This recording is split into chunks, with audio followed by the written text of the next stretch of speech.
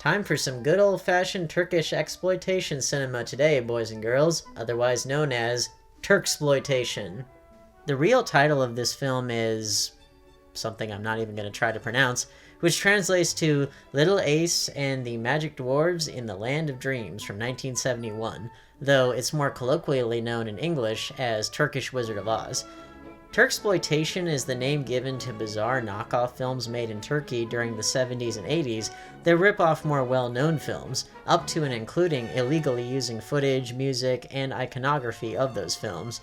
Some of the most well-known ones include 3 Dev Adam, in which Captain America and Spider-Man appear, The Man Who Saves the World, colloquially known as Turkish Star Wars, and more than one E.T. ripoff. Basically, the kinds of movies that the cinema snob would review in his early days. The reason for this is because Western films, though screened in Turkey, were usually playing at the more expensive theaters, so this kind of homegrown cinema sprung up as a way for the people of Turkey to experience these stories with some of their own countrymen in their own language. This movie follows the plot of the Wonderful Wizard of Oz book more than the 1939 film, which is more than can be said for a lot of other Turkish knockoff films. However, it does fall victim to the usual cliches of ripped-off music. I distinctly recognize a music cue from Lawrence of Arabia, and it was really distracting. Furthermore, the version that I watched on YouTube was clearly the more commonly circulated bootleg version. There's a noticeable plot hole that wasn't in the original release.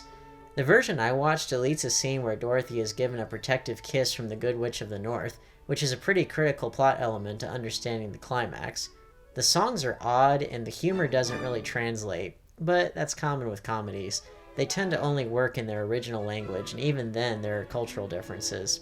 The dwarves in this film, yes, dwarves and not munchkins, appear much more frequently than they ever did before. They actually resemble Disney's 7 Dwarves more than they do munchkins. Oh yeah, and they're really, really obsessed with Dorothy, known as Ace-a-Chick in this version, to the point where it gets a little creepy. It doesn't help that Ace-a-Chick herself has a look about her that makes me think that the movie's gonna turn into a 70s porno spoof, but maybe that's from having watched a lot of Cinema Snob back in the day.